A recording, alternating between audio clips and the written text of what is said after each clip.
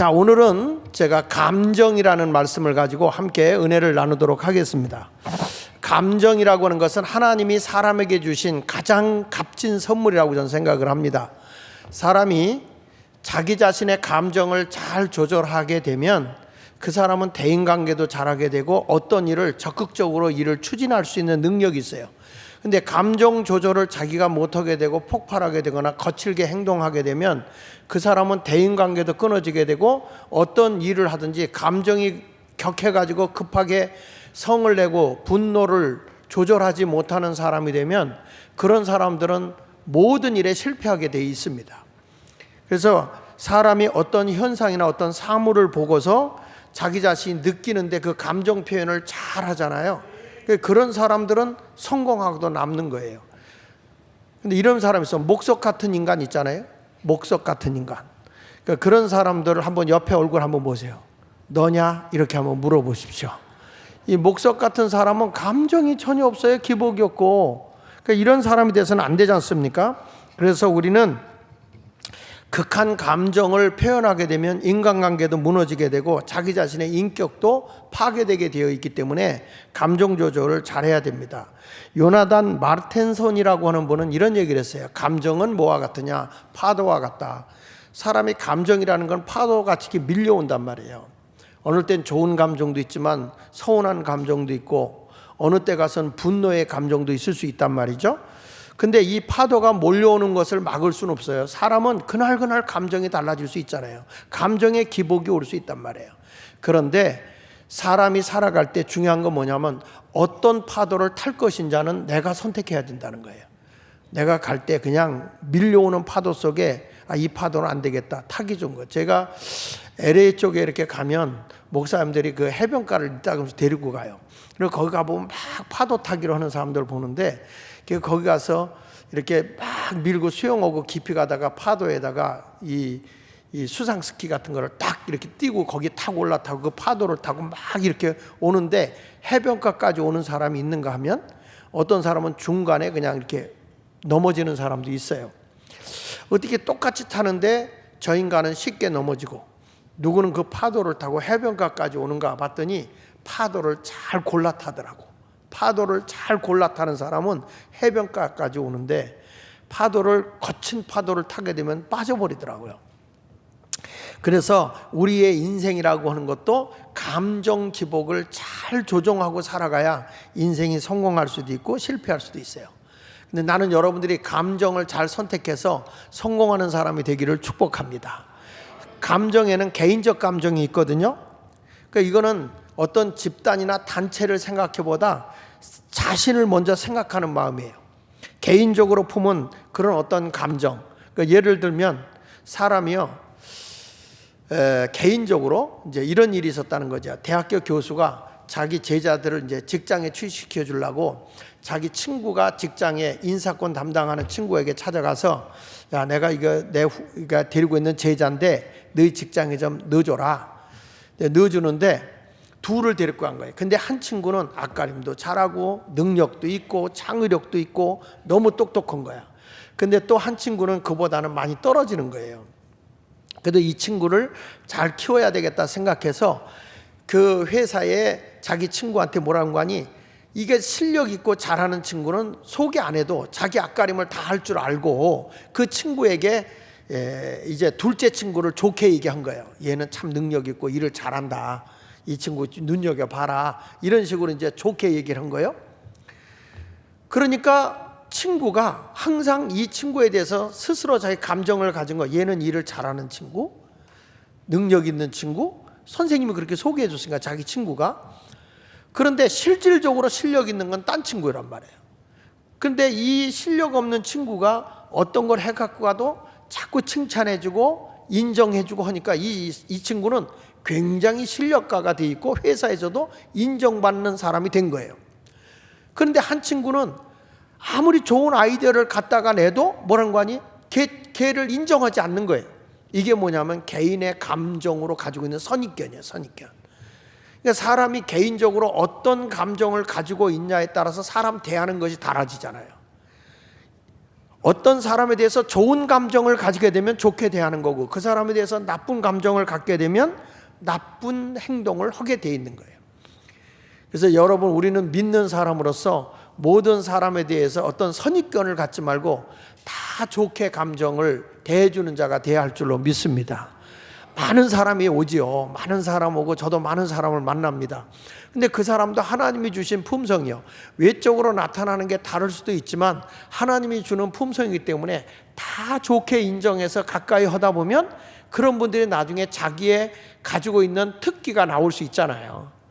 그러니까 미리 조금 부족하다고 해서 너는 안 돼, 이렇게 단죄해버리면 안 된단 말이에요. 부모님이 자식한테도 그 어떤 내 마음이 상한다, 속상한 일이 있다고 해서 아이한테 막 윽박지르거나 아이에게 막말을 하게 되면 결국에는 그 아이는 큰 인물이 될 수가 없어요. 내 감정을 잘 조절하면서 사람을 격려하고 위로하게 되면 큰 인물이 되게 할 수 있는 것입니다. 그래서 개인적인 감정도 굉장히 중요한 것이고, 또 무슨 감정이냐면 민족적 감정도 있는 거예요. 민족적 감정. 우리나라 사람들은 일본 사람에 대해서 감정이 좋아요, 나빠요? 한 번도 겪어보지도 않았는데 무조건 나빠. 그래서 일본이 우리나라를 침입해가지고 했다 그래가지고 일본 사람이라고 그러잖아. 일본 분이라고 하는 사람은 난 아직까지 들어본 적이 없어. 그냥 일본 놈. 왜냐하면 감정이 그렇게 격해져 있어서 그래요. 자기 민족의 존엄과 권리를 지키고 우리 민족의 단결을 발전을 꾀하기 위해서는 이 서로가 모든 감정을 좀 열어야 되는데 그 감정적인 걸 나쁘게 갖고 있다는 거죠. 근데 그런 것을, 그런 우리 국민의 나쁜 감정을 자꾸 이용해 먹으려고 하는 게 정치권이란 말이에요. 이번 같은 것도 아까도 내가 아침 새벽에 이렇게 오면서 현수막 걸린 거 보니까 우리 그 대통령이 일본하고 이제 미래 진취적으로 가자 이런 얘기를 했는데, 예, 굴욕 외교를 했다 이런 식으로 현수막을 걸어놨잖아. 여기 국회의원이 그 누구야, 그 누군가가. 근데 여러분 보십시오. 이미 우리나라는요, 일제 36년 끝났을 때 대한민국이 너무 먹고 살기가 어려운 거예요. 그래가지고 그 당시에 이 조건이 뭐였냐면, 이 우리나라에 투자했던 모든 기간 산업이든지 회사의 모든 것들을 한국에다가 다 빈털터리로 놓고 나가게 해버렸어요. 메가더 장군이 그렇게 했어요. 그때 우리나라에 가지고 취한 자산이 약 그 당시에 23억 불 정도가 돼요. 이거는 그 당시 우리나라의 자산의, 그 해의 자산의 80%였다고 얘기합니다. 80%. 엄청난 거였어요. 그렇게 해가지고 이제 하려고 했는데 박정희 대통령이 나라를 들어서서 보니까 나라 가지고 어려운 거예요. 그래서 너희가 지배하고 있을 때 어려움을 줬으니까 우리한테 돈 좀 다오. 그래가지고 그 당시에 메가더 때 이미 합의가 됐지만 그걸 깨고 김종필을 보내서, 총리를 보내서 계약을 하니까, 야, 한 번 줬으면 됐지 또 주냐. 그렇게 준 적이 없단 말이에요. 그래서 협정을 해가지고 8억 달러, 무상 3억, 유상 3억, 그 다음에 2억 이런 식으로 해서 8억을 합의하면서 아주 각서를 썼어. 더 이상 돈 달란 말을 하지 않는다. 이게 국제적 외교 관계로 딱 협정을 맺은 거예요. 그럼 국가적으로 외교관으로 이게 협정이 맺으면 더 이상 요구하면 안 되는데, 그렇게 협정이 딱 돼가지고 우리가 포항제철도 만들고 이렇게 하지 않았습니까? 그랬는데 또 박근혜가 들어서서 100억을 또 요구한 거예요. 100억을. 그러니까 일본에서는 뭐라고 하냐면, 너희는 국가도 아니다, 외교적인 나라, 이게 어떻게 국가적으로 협의한 걸 또 깨고 이렇게 하느냐. 그랬는데도 100억을 줬는데 이번에 또 문재인이가 들어서고 난 다음에 또 돈 달라고 한 거예요. 이거 가지고 이거 안 하겠다 이런 식으로. 그러니까 이게 우리나라뿐만 아니라 국제적으로도 대한민국이 개망신인 거야. 이미 합의했으면 우리나라가 경제가 발전한 우리 회사에서 만약에 그들의 지원을 못 해준 거면 우리가 보상금을 받아가지고 그들에게 주지 않고 국가를 위해서 쓴 거니까 그들을 도와줘야 되는 게 그게 맞는 거예요. 그래서 일본하고도 화해를 해야 되고, 그렇게 해서 이게, 여러분, 우리나라는 일본하고 적대감을 가지면 저 중국이나 소련이나 북한까지도 우리 적대감을 갖고 있는데 우리나라는 뭐가 돼? 샌드위치가 된단 말이야. 그러니까 이제는 진취적으로 한째 한미일 동맹을 갖고 저기는 중국, 소련, 일본, 북한 이렇게 맞으니까 우리도 균형을 잡기 위해서는 이제는 그런 거에 매여 있지 말고 좀 미래를 향해 나가야 되는 게, 제가 보기에는 윤석열 대통령이 바로 판단했다고 저는 믿어요. 이게 아멘 하는 사람은 북한 가서 살면 돼. 그 여러분, 이런 것을 보면 왜 우리나라가 그런 거에 대해서 사람들이 분노하고 막 이런 걸 하느냐 하면, 그 이유는 딱 하나야. 국민의 감정이 일본에 대해서 안 좋다는 거예요. 그걸 이용해 가지고 정치권들이 자꾸 감정을 북돋운다는 거죠. 그렇게 가서는 안 돼. 그러면 우리나라 내일이 없어요. 감정 조절을 잘하고 살아야 될 줄 압니다. 오늘 본문의 내용이 그런 거야. 요나는요, 이 아수르 나라의 수도인 니느웨 성이 멸망하기를 바라는 거예요. 왜냐하면 아수르 나라가 자꾸 이 북이스라엘을 쳐들어왔단 말이에요. 그 북이스라엘을 쳐들어와 가지고 괴롭혔거든요. 근데 하나님께서 뭐란 거 아니? 야, 앞으로 니느웨 성을 40일 후에 멸망시키겠다, 이렇게 얘기를 한 거야. 요나는 아예 하나님, 그러면 내가 가서 40일 후에 멸망한다고 외치면 저들이 회개하고 나면 하나님은 인자하시고 사랑이 많으시고 자비로우신 분이기 때문에 노하기를 더디하시는 하나님 아니십니까? 그러면 저들을 심판하지 않을 거 아닙니까? 그래서 니느웨로 가서 회개의 복음을 전하기를 싫어한 거예요, 요나는요. 그래서 어디로 가냐면 니느웨로 가는 배를 타지 않고 다시스로 가는 배를 타고 도망가다가 풍랑을 만나죠. 풍랑을 만나가지고 그가 죽게 됐을 때 누가 이렇게 하나님의 뜻을, 하늘의 뜻을 거역했느냐? 그리고 제비 뽑아보니까 요나가 붙들렸어요.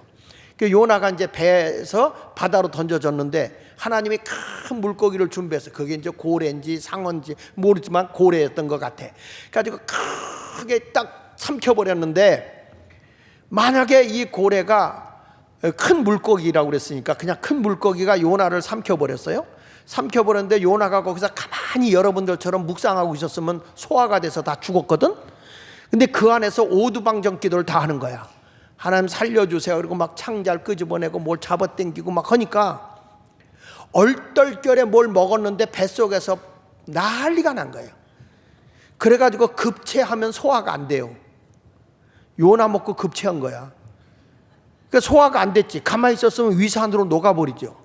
그러니까 요나가 그래가지고 물고기가 입 벌리고 그냥 둥둥 떠가니까 산소가 들어가서 산 거예요. 목사님 봤어요? 아니, 내 생각에 그렇다 그거예요. 그리고 그 니느웨 성 가까이 온 데 와서 거기서 이 큰 물고기가 하고 토해낸 거예요. 만약에 이 물고기가 바다 한복판에서 토해냈다면 요나는 죽는 거예요. 근데 그 해변가에 와서 토해냈기 때문에 요나가 샀는데, 어디다 토해냈냐? 하나님의 하신 일이죠. 니느웨 성 앞에서 토해낸 거예요. 그래서 그곳에 가서 요나가 외칩니다. 오랫동안 하지도 않았어요. 요나서 3장 4절에 보면 하루 동안 돌아다니면서 너희는 40일 후에 멸망한다. 하나님 앞에 죄를 범했기 때문에 너희는 멸망한다. 그 얘기를 듣고 있던 니느웨 성의 왕부터 시작해서 온 백성이 우리가 죄 범한 게 많으니까 우리가 회개하자. 그리고 금식 기도하면서 막 회개했어요. 근데 40일이 됐는데 이 나라가 멸망해야 되는데 멸망하지 않는 거예요. 요나가 속이 상했습니다. 그래서 요나서 4장 5절에 보면 이런 말씀이 나와요. 요나가 성읍에 나가서 그 성읍 동쪽에 앉아 거기서 자기를 위하여 초막을 짓고, 이제 자기가 거할 초막을 이렇게 짓고 그 성읍에 무슨 일이 일어나는가를 보려고 그늘 아래에 앉았더라, 이렇게 말하고 있잖아요. 무슨 얘기냐면 40일 후에 멸망한다고 했으니까 이 나라가 멸망하나 안 하나 보고 있는 거예요. 3장에서는 열심히 전도를 하고 4장에 가서는 뭐가 됐냐면 구경꾼이 된 거예요. 구경꾼. 그러다가 요나가 이렇게 방관자가 돼서 보고 있는데 40일이 됐는데 멸망하지 않는 거예요. 그 나라가 그냥 사는 거예요.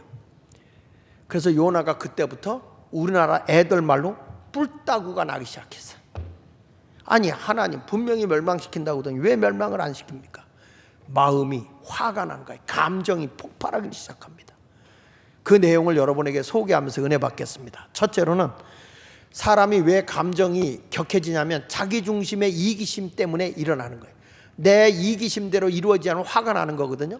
자, 보십시오. 요나서 4장 1절로 2절에 보니까 요나가 매우 싫어하고 성내며 그랬죠. 니느웨가 망해야 되는데 니느웨가 망하지 않는 거예요. 여러분도 그렇잖아. 일본이 지진이 났다 그러면 은근히 좋지. 에? 여러분 은근히 그런 마음을 가지고 있다니까. 아닌 것 같아도 다 그래요. 뭐 거짓말하면 지옥 가니까. 맞죠? 그게 뭐냐면 민족적 감정이 여기서 있는 거예요. 그 요나도 40일 후에 여기가 멸망한다 그랬는데 멸망하지 않고 그대로 그 나라가 존재하고 있으니까 싫은 거예요, 그게. 그래서 성을 내면서 여호와께 기도하여 이르되 여호와여, 내가 고국에 있을 때 내가 이들에게 회개하라고 외치기 전에 이러하겠다고 말씀하지 않나이까?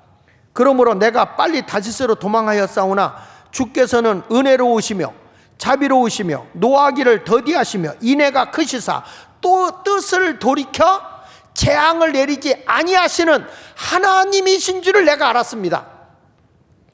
분명히 하나님이 이 백성들 멸망시키지 않을 걸 내가 아는데 왜 날더러 내가 싫은 나라에 와서 회개하라고 복음을 전하라고 하십니까? 하고 자기의 감정을, 그러니까 자기 중심적인 감정을 표출한 거죠. 감정이라는 것은 잘 결단하면 그것이 추진력이 되고 힘이 되기도 해요. 근데 그걸 잘못 쓰게 되면 파괴한단 말이에요. 인간관계 파괴하고 자신의 인격도 파괴하는 거예요. 지난번에 체육관에서 집회를 하는데, 잠실 실내체육관에서 집회하는데 제가 집회 끝나고 바깥에 나와서 이렇게 있는데 와, 어느 목사님이 막 그냥 막 혈기를 부리고 막 싸우는 거예요. 그러니까 거기 있던 교인이 이제 우통을 벗겨 제끼는 거예요.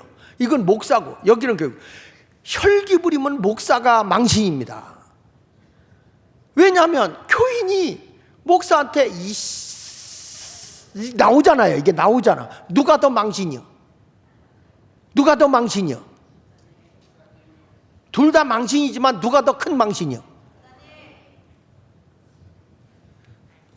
그래서 내가 그 목사한테 가서 아이고 성질 부리지 말라고 참으라고. 그래도 그냥 씩씩대고 성령님이 그때는 도망갔나 봐. 그러면 안 돼. 그러니까 막 그냥 화가 나가지고 이분이, 그래서 내가 또 평신도 그분에게 찾아가서 참으시라고. 오늘 설교인 줄 알고 나한테 가르쳐 주는 거예요.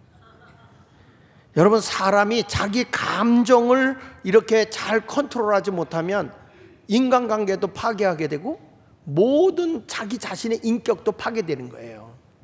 이 세상에 화낼 줄 모르는 사람이 어디 있어요? 제가 어렸을 때 보면 저희 아버님이 장씨거든요. 저희 아버님이 장씨야. 내가 장씨니까. 장씨의 성격이 원래 가랑잎에 휘발유예요.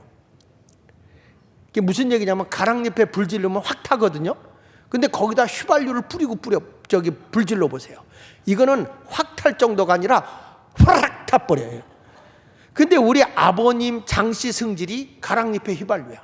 화가 나잖아요. 앞뒤 안 가고 빠르르 하는 성질이에요. 저도 목사이기 때문에 그나마 이 정도예요. 저도 성질이 바르르 하는 성질인데, 우리 어머니는 정씨요. 정씨인데 그렇게 화낼 줄을 모르세요. 우리 어머니는 아버지가 혈기 부리면 웃으세요. 또 시작했어? 이래요. 약이 더 올라. 그런데도 어머니는 그냥 웃어버려. 근데 그게 진짜 웃음이 아니야. 쓴 웃음이지. 그러면 우리 어머님이 그렇게 웃어버리면 저희 아버님이 성질 부리다가도 그래요. 또 시작이다. 또. 왜? 웃으니까. 근데 내가 얼굴을 볼 때 어머니의 웃음이 진짜 웃음은 아니지만 그냥 웃고 피해버리시더라고. 맞짱 떠봐야 손해보니까 피하는 거예요. 되게 여자들이 맞짱 뜨다가 얻어 터지는 데가 눈탱이 아니면 주둥이요. 눈 감고 흘기다가 펑 맞고 입 감고 라리라리 하다가 얻어 터지고. 그런데 저는 우리 어머니가 그렇게 웃고 다 당하고 지는 것 같아. 그런데 저녁 때 가서 보면 어머니 아버지하고 얘기하는 게 들려요. 왜냐하면 한 방에서 방을 이렇게 다리를 놓고 자니까 들리는데 한 번도 우리 아버지가 사과 안 한 적이 없어. 그 애들 앞에서 그 뭐요? 그거 떠들고 소리치고 그게 뭐요? 그랬더니 그때는 내가 어떻게 감정을 조절을 못했어. 한 번도 지지 못해서 성질은 돌아가실 때까지 부리더라고. 그러니까 오늘 여러분 감정 조절을 잘해야 됩니다. 요나도 적대국에 대해서 감정 조절을 못하면서도 하나님은 자비로우시며 긍휼을 풍성하시고 노하기를 더디하신 하나님이라고 말씀을 하면서도 자기 감정을 억제하지 못하는 것 보십시오. 이게 참 문제라는 거예요. 여러분, 우리 모두는 감정 조절을 잘하는 사람이 되길 바랍니다.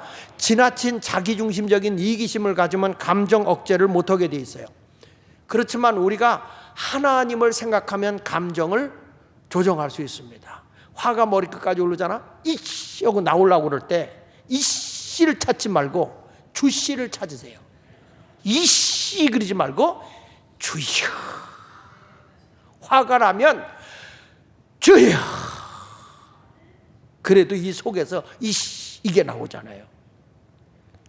저도 한 번은 차를 몰고 가는데 어떤 아주머니가 확 끼어들었어요. 얼마나 놀랐는지 저도 브레이크를 확 밟으니까 깨악 소리가 났잖아. 그 여자가 놀란 거야. 차를 딱 세우더니 나와서 운전을 왜 그따위로 하냐고 나는 소리치는 거야. 아니, 나는 잘 가고 있었거든. 근데 이분이 아마 초보 운전 같아요. 깜빡이도 안 켜고 끼어들어왔어요.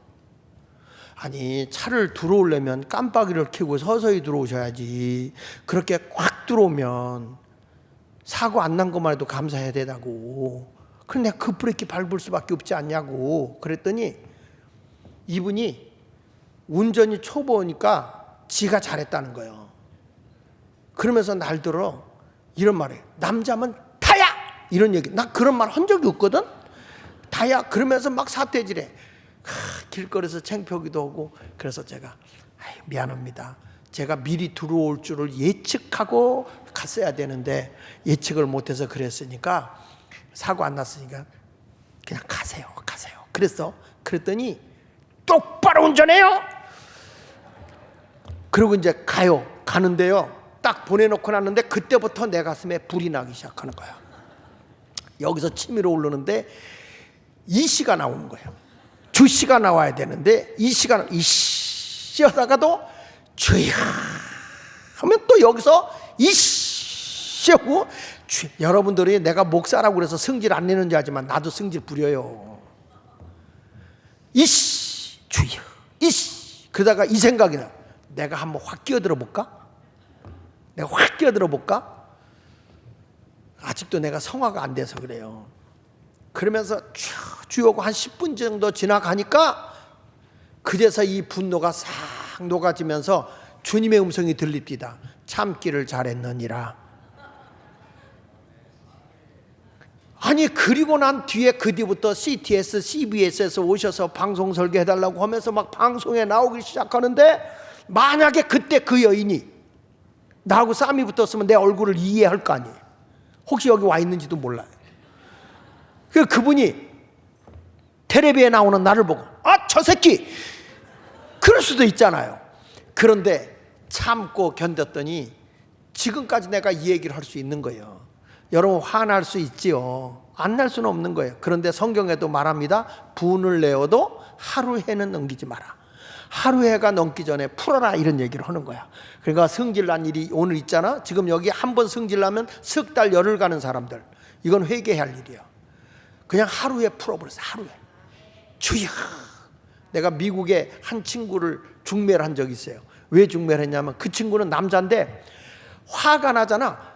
꼭 그 친구는 젊은 사람인데 해가 지기 전에 꼭 푼대요. 그 부모님이 그렇게 자랑하고 그 목사님이 그렇게 얘기를 하더라고요. 그래서 그러냐고. 그래서 한국에 있는 아가씨고 제가 중매를 했다니까. 왜? 성질 내도 하루에가 가기 전에 푸니까. 찔리는 사람은 여기 15명이 앉아있네요. 15명이. 오늘부터 여러분, 우리가 노하기를 더디하는 성도가 되시기를 바랍니다. 그러니까 요나는 화가 났는데 여러분, 성경에 보면 모세도 그러니 하나님은 어떤 분이냐? 우리가 믿는 하나님은 노하기를 더디하는 분이에요. 출애굽기 34장 6절에 보면 이런 말이 나와요. 여호와께서 그의 앞으로 지나가시며 선포하시되 여호와라 여호와라 하면서 같이 읽어볼까요? 자비롭고 은혜롭고 노하기를 더디하고 인자와 진실이 많은 하나님이다. 내가 믿는 하나님은 어떤 하나님이냐? 은혜롭고 노하기를 더디하시는 자비로우시고 사랑이 많으시고 진실하신 하나님이다, 이 말이에요. 예언의 선지자로 불려지는 요엘 선지자도 하나님에 대해서 이런 말하는 거예요. 요엘서 2장 13절에 보면 너희는 옷을 찢지 말고 겉옷 찢지 말고 마음을 찢어라.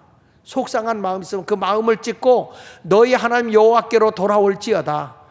하나님은 어떤 분이냐? 그는 은혜로우시며, 그 다음 뭐라고 했어요? 자비로우시며 노하기를 더디하시며. 만약에 하나님이 우리 감정같이 노하신다면 여기 살아있을 사람 몇 명이나 있겠어요?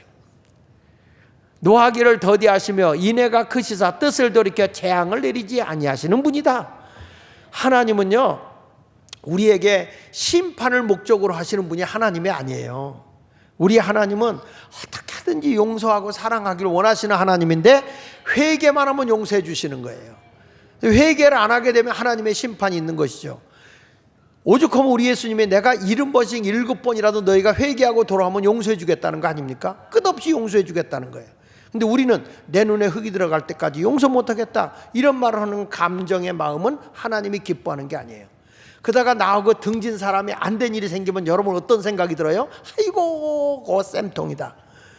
아주 통쾌하게 여기는 분들이 있어요. 그러면 안 된다는 거예요.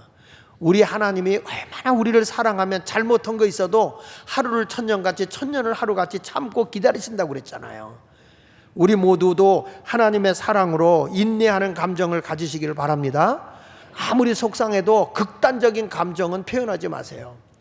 제가 우리 젊은 사람들 결혼한다고 이렇게 오면 꼭 제가 부탁하는 말이 아무리 화가 난 일이 있어도 극단적인 말은 하지 마라. 아주 우리 끝이야 뭐 이런 얘기 하지 마라. 그리스도인들은 그렇게 사는 거 아니다. 극단적인 말은 하지 마라. 사람은 어떻게 바뀔지 몰라요.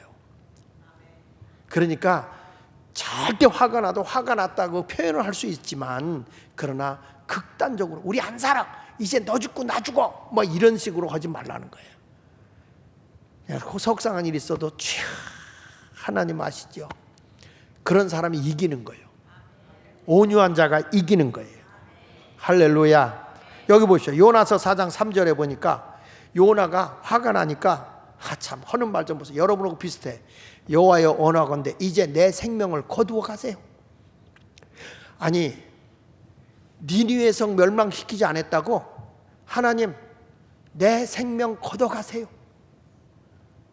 지가 죽어버리지. 하나님한테 막 대드는 거예요. 사는 것보다 죽는 것이 내게 더 낫습니다. 왜냐하면 자기가 40일에 멸망시킨다고 외언을 했는데 멸망하지 않았으니까 자기 자존심 상했다 이거예요. 요나를 거꾸로 오면 시작. 누구라고? 나요 지금. 이게 내 얘기 하는 거예요. 내 얘기. 남의 얘기가 아니고 나요.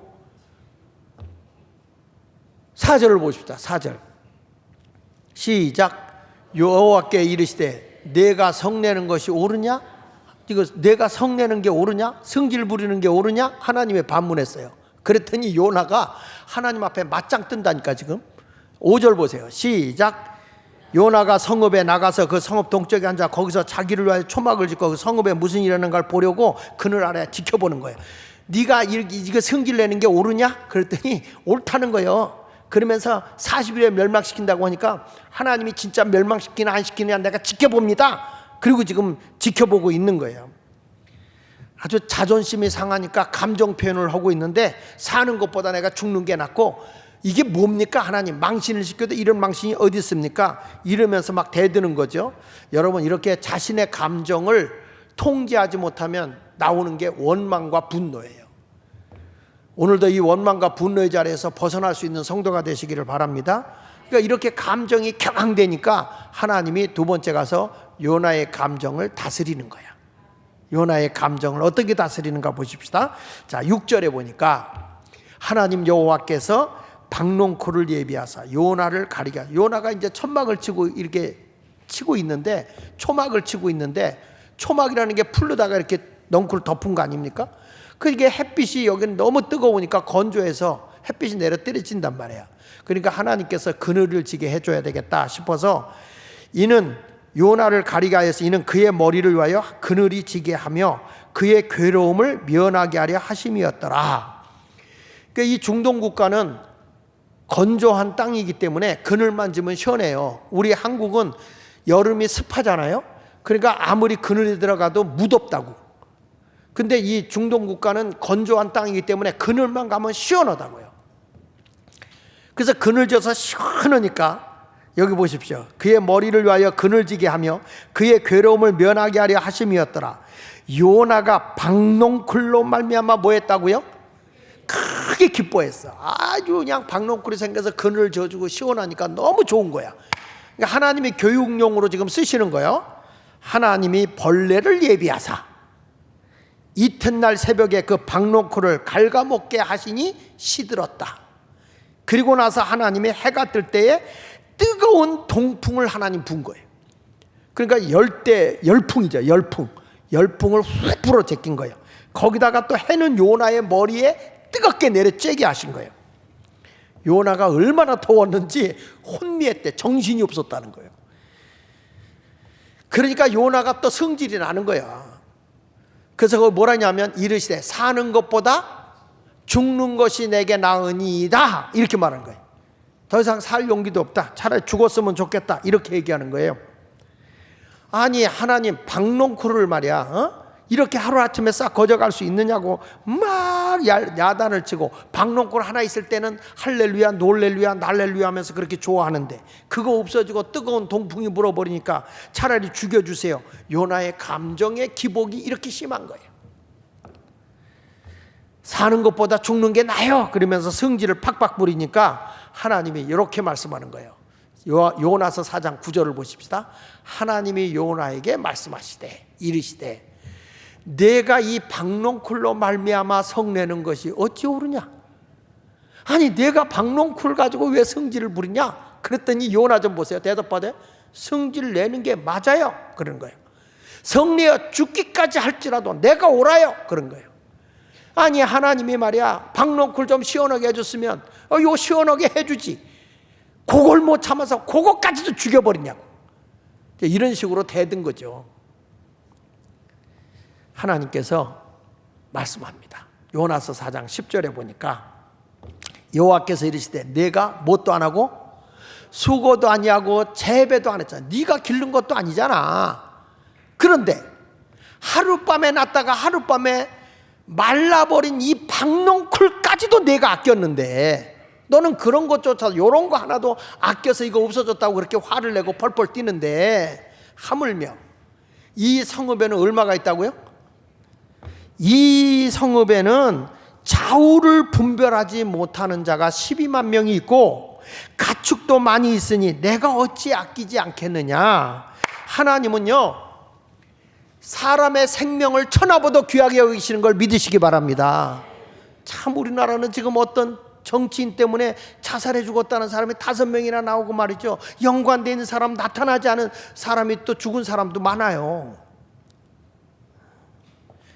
하나님은요 한 생명을 천하보다 귀하게 여기시는 거야. 근데 우리들이 마음에 분노가 생기고 속상하면 하나님을 향하는 마음이 아니라 자기 생각대로 가는 거예요. 그래서 성경 마태복음 15장 8절에 보면 이 백성이 입술로는 나를 공경하는데 마음은 멀리 있다고 말씀하고 있는 거예요. 여러분 우리는 마음이 하나님을 가까이 해야 돼요. 근데 내 마음이 막 어떤 감정적이고 격앙되어 있는 삶을 살아서는 안 된단 말이에요.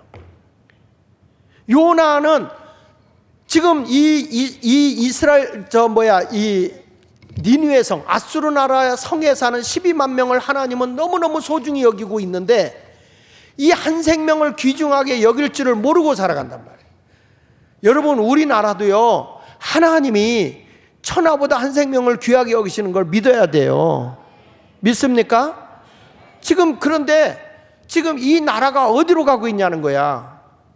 이 나라가 막 공산화의 길목으로 막 들어오려고 할 때에 여러분 이 나라를 자유민주주의로 세워준 사람이 누구냐면 이승만이라는 사람이라고. 이거 어떻게 해서 그게 일어났느냐 우리 한번 좀 잠깐 보면서 제가 설명을 할게요. 자, 이 대한민국을 세울 때 제일 먼저 이분은 사람이 우리나라가 이제 군주정치제였잖아요. 왕이 주권인 나라였다고. 사람이 주인이 아니었어요. 백성이 주인인 나라가 아니었고 이 나라의 주인은 임금이 주인이었던 나라예요. 그래서 왕정정치였잖아요 이 나라가. 그래서 이 나라가 그렇게 됐을 때 아니다 정말 이 나라는 백성이 주인인 나라를 만들어야 되겠다. 그러면 백성이 주인인 나라를 만들기 위해서는 어떤 사람이냐? 하나님의 복음 위에 변화된 사람을 통해서 나라를 세워야 되겠다. 그게 기독교의 입국론이야. 기독교의 정신이란 말이에요. 그래서 우리나라가 기독교의 정신 위에서 나라를 세우는데 이런 말을 해요. 이분이 이 나라의 이 신앙과 애국이 결합되어 개화된 복음으로 변화된 사람을 통해서 민족 운동이 일어나야 된다. 이 운동을 주장한 사람이에요. 그러니까 사람이 변화되지 않은 양반들 가지고 나라를 세워본들 무슨 이 나라가 바로 서겠느냐. 이 나라가 바로 서기 위해서는 하나님의 복음 위에 변화된 사람을 통해서 나라를 세워야 된다. 그래서 그 정신을 세운 사람이 누구냐면 영국 사회를 변화시켰던 감리교의 창시자 요한 웨슬레이란 말이야. 그 요한 웨슬레이의 정신의 책을 번역하면서 이승만이가 이런 나라를 세워야 되겠다 해서 신분제도를 개혁한 거예요. 그래서 여러분 양반과 천민이 대한민국에 없어진 거야. 언제 없어졌는지 아세요? 대한민국이 세워지면서 없어진 거예요. 아멘 안 하는 사람은 양반이었어? 우리 교회 집사님이 그러더라고. 목사님 장씨는 이시요 저기 양반이요 천민이요? 나한테 그렇게 물어보길래 꼭 그걸 물어볼 이유가 뭐겠어요? 천민이다. 그랬더니 우리 이씨는 양반인데 양반인들 개떡이다. 그게 뭐 이렇게 중요해요? 우리 하나님은 천하보다 한 생명이 귀한데 믿습니까? 그래서 이 나라의 복음과 웨슬리의 그 개화정신, 신분개혁하고 토지개혁했죠. 농토개혁. 이게 자유시장 경제를 통해서 토지개혁을 하고 교육을 시켜서 글 모르는 사람을 글을 깨우치고 이 나라의 여성해방운동을 일으키고 이런 운동을 해서 대한민국을 잘 살게 자유민주주의 국가를 세운 나라가 세운 분이 저분이요. 이승만이라는 분이요. 감사해야죠. 그 이해가 안 되죠, 여러분들. 근데 이렇게 이런 신앙 위에 대한민국을 출산한 거야. 대한민국이라는 나라를 출산한 거예요. 이제부터는 뭐냐? 교회가 정신 차려서 하나가 되어가지고 복음으로 남북 통일로 가야 돼. 이제는 절대 정치로 남북 통일 안 돼요. 복음으로 남북이 통일돼야 되는 거지. 그래서 이런 말 합니다. 넘겨서 보시면 이런 말이에요. 당시에 무식하고 천한 국민이, 무식하고 천한 이 국민이 각성하여 국민전신이 바뀌고 아래로부터 변하여 썩은 데서 싹이 나며 죽은 데서 살아나기를 원하는 바이다. 무슨 얘기냐?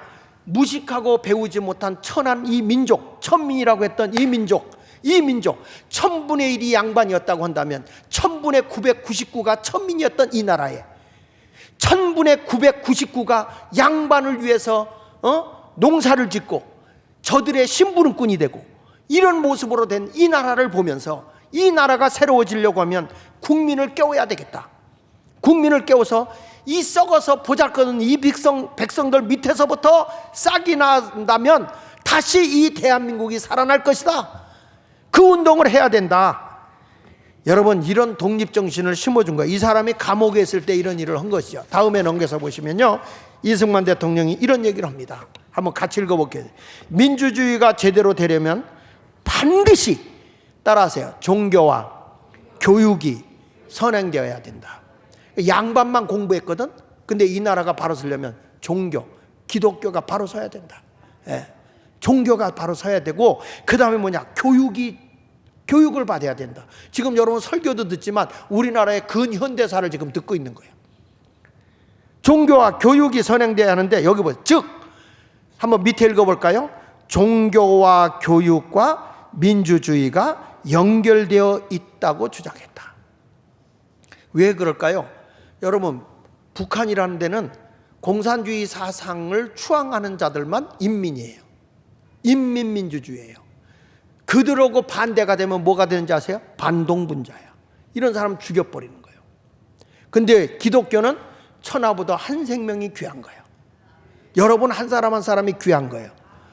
아멘 좀 크게 하세요. 가난하게 살아도 하나님은 한 생명을 귀중하게 여기는 거예요. 이런 하나님을 믿는데 이게 뭐냐? 종교도 있어야 되지만 교육이 제대로 받아야 된다. 사람들이 그래야 깨우칠 거 아니냐. 거기에 뭐가 있어야 되냐? 민주주의가 같이 가야 된다. 거기서 이런 얘기합니다. 세 가지 거기 보면 첫째, 이해와 기틀을 마련하는 교육. 뭐지? 새로운 나라가 뭘 향해서 가는 것이지? 의무감을 고양시키는 윤리적 종교. 그러니까 우리나라 보면 지금요 정치인들도 윤리와 도덕이 없어. 어떻게 여러분 이렇게 끔찍한 일들을 저지른 사람이 국가의 지도자로 나오냐고. 목표 달성을 위한 행동, 이런 것이 있어야, 세 가지가 있어야 된다라고 얘기하면서 넘겨서 보시면요, 여러분 이때를 한번 보십시오. 이승만 대통령 2차 세계대전 후에 소련의 공산주의 본질을 뚫고 우리나라만 자유민주주의를 주장한 거야. 왜냐? 이분은요, 이승만이라는 분은 미국에서 조지 워싱턴 대학에서 공부했고, 그 다음에 하버드 대학에서 석사학위를 했고, 프린스턴 대학에서 박사학위를 했고, 그 다음에 이 아이비그 리그대 유명 명문 대학에서 다 공부를 했어요. 이분이 최고로 공부를 많이 해서, 그러다 보니까 미국의 유지들 인맥들을 다 알고 있고 선진 이 자유민주주의가 얼마나 좋은지를 안 거예요. 근데 여러분, 우리나라를 중심으로 북한을 시작해서 러시아, 소련이죠. 소련, 중국, 그 시대의 모든 유럽, 루마니아, 폴란드, 불가리아 할 것 없이 다 공산화가 되어진 거예요. 그런데 여러분, 이렇게 전체가 뻘겋게 되어 있을 때 유일한 지도자 이승만 대통령이 요 조그만 코딱지만한 나라가 하나 있어요. 거기만 민주주의야. 자유민주주의. 이걸 세운 거예요. 여러분들 그때 만약에 이승만이 못 만났으면 지금도 공산주의에 빠져서 교회가 어디 있습니까? 신앙생활 어디서 합니까? 자기 재산이 어디 있습니까? 북한처럼 굶어 죽어. 이때 나라가요, 남북이 갈라질 때마다 북한이 남한보다 40배로 잘 살았어. 40배로. 근데 지금 북한은 굶어 죽어가고 있잖아요. 여러분, 이렇게 지도자 한 사람 잘 만나는 게 복인 거예요. 베네수엘라는 차베스가 있고 난 뒤에 마두로가 지금 대를 이어서 하는데, 완전히 저 나라는 지상 천국과 같은 나라인데 지도자 잘못 뽑아놓고 풀뿌리 민주 한다고 그러고 이 포퓰리즘 정책을 핀다 막 퍼주기식 하다가 완전 거지 나라가 돼가지고 인플레이션이 2018년도에 170만 %로 인플레가 됐어요. 그러니까 10,000원짜리 하던 물건 하나가 170만 원. 놀래지를 않아. 이 동네는 얼마를 얘기해야 놀래겠어. 지금은 몇 프로 성장한지 아십니까? 650만 % 성장했어요. 이렇게 인플레이가. 그래가지고 10,000원짜리 하던 게 650만 원이야. 그러니까 종이값이 돈값보다 더 비싸. 그래서 거기 나라에 550만이 다른 나라로 탈출했고 그리고 3분의 1이 지금 굶어 죽어가고 있어요. 쓰레기 뒤지고 있고요. 그런데 우리나라 주민자치법이라는 게요, 베네수엘라하고 벤치마킹을 그대로 해버렸어요. 얼마나 무서운 법인지 아십니까, 여러분? 지금 이런 걸 보면서 여러분들이 정신 차리고 우리가 자유마을 운동 해야 되겠고 신앙운동 해야 되겠구나, 이 정신 차려야 되는 거예요. 그래서 소련의 공산주의 본질을 꿰뚫고 이걸 배운 이승만이가 가장 먼저 자유민주주의를 주창한 세계적 지도자가 된 거예요. 이렇게 공산화가 되어지는, 시뻘겋게 되어져가는 이런 데서 우리는 달라야 된다. 그래서 한반도는 자유민주주의 통일을 외친 거예요. 넘기셔가지고, 자, 또 하나 더 넘겨보세요. 또 하나 더 넘겨주세요. 시간이 없으니까 빨리 넘어갈게요. 여기 보면 미국이 말이야, 한국을 이렇게 와서 이렇게 전쟁을 해주고 하다 보니까 뭐가 일어났냐면, 미국이라는 나라가 자꾸 이 한국에 돈 들어가는 게 너무 많은 거예요. 그래가지고 한국을 소련한테 넘기고 신탁 통치해서 국제적으로 나라를 이렇게 맡기고, 이 사람들은 미국으로 가려고, 미국은 철수를 해가지고 어디를 도우려고 했냐면, 당시에 공산화의 물결이 넘쳐가고 있는 게 그리스하고 터키였어요. 그리스 터키를 보호하기 위해서 그쪽으로 가려고 그랬다고. 그런데 이걸 눈치챈 사람이 누구냐면 그 당시의 지도자 이승만인 거예요. 그래가지고 절대 신탁 통치 반대한다. 뭉치면 살고 흩어지면 죽습니다. 이렇게 하면서 이승만이가 포로 교환하려고 하는 거를 한국의 최루탄을 터뜨려 버리죠. 미군들 보초 쓰는 사람들한테. 한국의 최루탄이 뭔지 아세요? 고춧가루를 뿌려가지고 눈이 어두울 때 다 포로 해방시킨 그런 사람이에요. 그래가지고 참 이승만이를 죽이려고까지 하고 별짓을 다 했는데 이만한 지도자가 없고 미국에 이만한 인맥을 가진 사람이 없는 거예요. 그래서 대한민국이 자유민주주의 국가를 세우게 된 배경이 됩니다. 넘기셔서 보시면 북한에서 먼저 1946년 2월 달에 김일성이가 먼저 임시로다가 자기들이 뭘 했냐면 한반도를 위해서 북조선 인민위원회를 발족해요. 그러다가 남한에서는 1947년도에 이 임시정부를 만들죠. 그러다가 북한에서 1948년 2월 달에 북조선 인민민주공화국을 먼저 만들어요. 2월 달에. 근데 우리는 6개월 뒤에 1948년 8월 15일에 대한민국 민주공화국을 만드는 거예요. 그러니까 어디가 먼저 나라를 갈랐느냐? 저 김일성이가 먼저 갈라놓은 거죠. 그러니까 여러분 보십시오. 지금 니느웨 성이라는 나라도 멸망할 때 하나님이 그 나라를 지켜주듯이, 멸망하지 않도록 지켜주듯이 대한민국 반토막 이렇게 자유민주주의가 된 걸 감사해야 된다니까. 그래가지고 그 당시에 또 하나님이 1947년도에 감사한 게 미국의 트루먼 대통령이 바로 이게 막 그 공산화가 유럽으로 막 되니까 이 사람이 뭘 주창하냐면 트루먼 독트린을 터뜨려서 우리는 이제부터 공산주의 확대를 저지하고 자유와 독립을 유지시키겠다. 그걸 하면서 그 바람에 우리나라가 이렇게 공산화 안 되고 우리 민족, 미군도 못 나가고 우리 민족이 잘 살게 된 거예요. 여러분 우리나라 지금 미군 나가면 우리나라가 지금 살 것 같아? 달러 다 나가버리는데. 그래서 넘겨서 보면 민주공화적 근대 국가를 한반도에 건국하게 된 배경이 됐습니다. 자, 넘기셔가지고 끝에 좀 한번 봅시다. 시간이 없으니까. 자, 여기 보면 하나 넘겨보세요. 하나 넘겨보세요. 자, 이 끝에 우리 같이 한번 읽어볼까요? 자, 같이 시작. 교육으로 일깨워지고 종교로 교화된 국민들이 역사의 주인공으로 행동할 때 민주의 세상이 열린다. 여기서 보면 교육으로 일깨워지고 종교로 교합된 국민들이 교육을 잘 받고 새롭게 변화된 사람이 주인이 될 때, 그럴 때 뭐가 이루어지느냐? 그게 민주국가가 이루어진다는 거예요. 여러분 지도자가 이런 의식을 갖고 있었다고. 철학이 분명하다고. 교회가 바로 서고 사람들이 변화된다면 뭘로? 복음으로.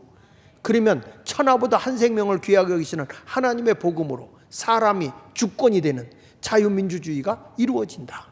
이렇게 얘기한 거잖아요.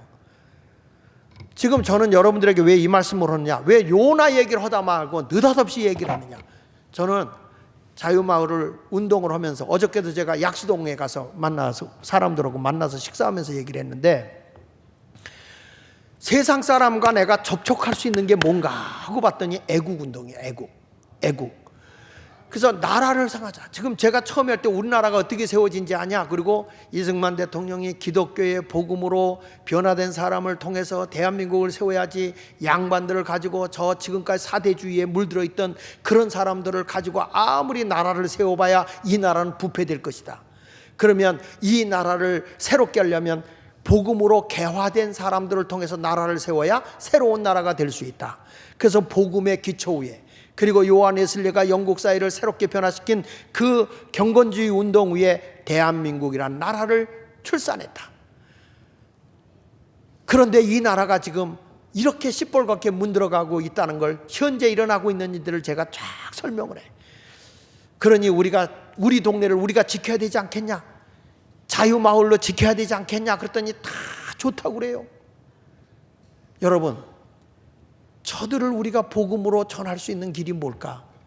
애국이라는 것과 우리가 연합이 될 수 있어요. 하나가 될 수 있어요. 세상 사람과 우리는 하나가 될 수 있는 접촉점이 애국이야. 애국. 그러면서 하나님의 복음으로 다시 대한민국을 일어 세워서, 그동안에 기독교의 복음으로 대한민국을 세웠다고 한다면 이제는 기독교의 복음으로 통일 한국을 만들자, 통일 대한민국을 만들자, 이런 비전을 제시하고 우리가 제2의 부흥운동이 일어나지 않겠습니까? 제가 이 운동을 하는데요, 제일 극성 맞은 데가 신당중앙장로교회예요. 신당중앙장로교회들이 막 나와서 마을 속에 들어가고 막 활동하면서 믿지 않는 사람들을 그리스도 앞으로 인도하는 거죠. 아니, 어저께도 제가 그분들하고 하는데, 식사 대접을 하는데 이분들이 물을 올려놨어. 근데 물 보니까 사이다 콜라가 아니고 주님을 모시는 거예요. 백세주, 이슬주 이런 거 있잖아. 이런 걸 다 올려놨어. 그러니까 믿지 않는 사람도 온 거죠. 그래도 내가 그 앞에서 얘기를 했습니다. 목사가 식사를 대접하는데 어떻게 축복 기도를 안 하겠냐. 기도 받고 식사하자. 좋대. 그래서 이제 기도를 했어요. 다 기도하고 예수 이름으로 기도합니다 하는데 아멘이 나오는데 80%가 예수 믿는 사람이에요. 80%가. 20%는 안 믿는 사람이죠. 제가 식사 다 끝난 뒤에 인사를 하는데 한 분이 나를 붙잡더니 근데 그분이 그런 말씀을 하는 거예요. 목사님, 제가 동두천에 계신 권중길 목사님 밑에서 신앙생활한 사람입니다. 아, 그러시냐고. 그 동두천의 권중길 목사님한테 은혜 받은 분이 저희 작은아버지 장광용 목사님 은혜 받고 후두암이 치료받았거든요. 그래서 한국 강산을 뒤집어 놓고 부흥운동을 했었는데 그래서 형제같이 잘 지냈고 내가 거기 가서 부흥회도 했고 그리고 기도원 집회를 같이 했었는데 그리고 기도원도 오셨겠네요. 그때 네 분이 오셨었다는 거예요. 여러분, 제가 왜 이 말을 하냐면 지금 우리가 나가잖아요. 영혼 구원할 영혼들이 넘쳐난단 말이야. 넘쳐난단 말이야. 아, 이게 바로 이 자유마을운동이라는 게 한국교회의 제2의 부흥운동이구나. 이게 엄청난 역사가 일어나구나. 지난주 목요일 날은 제가 어디 갔다 온지 거창 갔다 왔어요. 아니, 창원, 아니 거창을 갔다 왔어요. 저녁 집회가 있어서 여기서 이제 새벽 1시에 끝나고 거창을 거기 오후 1시에 또 집회가 있어 그걸 끝나고 그 다음에 이제 거창에 가서 저녁 집회를 했는데 사람들이 얼마나 많이 왔는지 창원에서도 오고 진주에서도 오고 그게 다 온 거예요. 자유마을을 배우겠다고. 이게 와가지고 그들이 배워갖고 하는데 제가 거기서 얼마나 열강을 했는지 2시간을 강의했어. 2시간을. 그랬더니 거기 있는 목사님들이 목사님 우리가 모아놓을 테니까 목사님 자유마을의 강의할 내용을 우리들한테 교육시켜 주세요. 우리가 한국에 가서 강의할게요. 어저께는 감리교 본부에다 사무실 차려라. 제2의 웨슬리 운동, 복음 전도 운동을 하겠다. 그게 어디서부터 시작했냐? 예수마을교회, 소그룹 공동체 운동했던 예수마을교회에서부터 스타트를 한다. 여러분, 이게 얼마나 큰 역사입니까? 지금 내가 정치하자는 겁니까? 이게 애국운동을 통해서 우리나라의 변화운동을 일으켜야 되고 자살률이 이렇게 높아지고 마약이 이렇게 많아지는데 나라의 정화운동을 해야 될 거 아닙니까? 세상을 변화시킬 수 있는 게 뭡니까? 복음밖에 없잖아요. 기독교의 복음밖에 더 있냐 이 말이야. 교회 안에서 우리끼리만 모여있지 말고 이제는 세상 속에 들어가서 세상을 변화시킨다면 대한민국이 남북통일 이루고도 남죠. 이제는 그날을 위해서 우리가 힘차게 뛰자 이 말이야. 믿습니까? 니느웨 성을 살려낸 것처럼 하나님의 뜻대로 가면 북한 동포를 하나님이 안 구해내겠습니까? 니느웨 성을 구원한 것처럼 우리도 구원해내야 될 거 아닙니까? 이 일이 힘든 일이지만 해야 돼요. 많은 경비를 써가면서라도 해야 되는 거야. 할렐루야. 조금 더 지나면 저는 얘기할 거예요. 이제는 저 거시기 광화문에서만 하지 말고 임진각 대성동 마을 앞에 가서 우리 남북 통일 위해 기도하자. 임진각 앞에 가서. 내가 거기 앞에서 근무했으니까. 여러분, 이런 기도 운동이 일어나게 되면 대한민국 만세가 나오는 거예요. 여러분, 어디 가서 이런 설교 듣겠어요? 니느웨 성만 삽니까? 대한민국이 살 일이 생기는 거지. 그러니까 오늘부터 이 설교를 듣고 마음의 감정이 안 좋은 사람도 있어. 왜? 나는 영원히 저쪽이야. 여러분, 좌우가 필요 없어. 우리는 천당밖에 없는 거예요. 천당. 예수 믿는 사람은 천당이지 무슨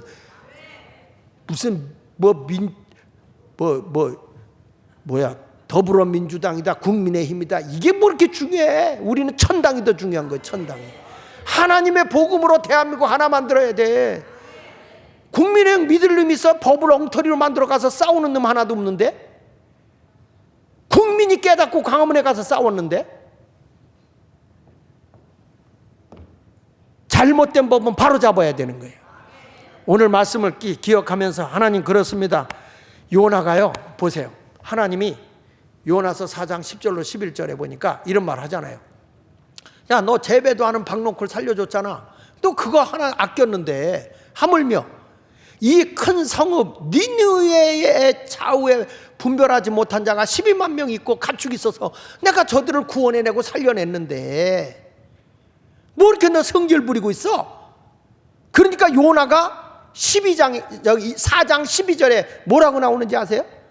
요나서 4장 12절 없어.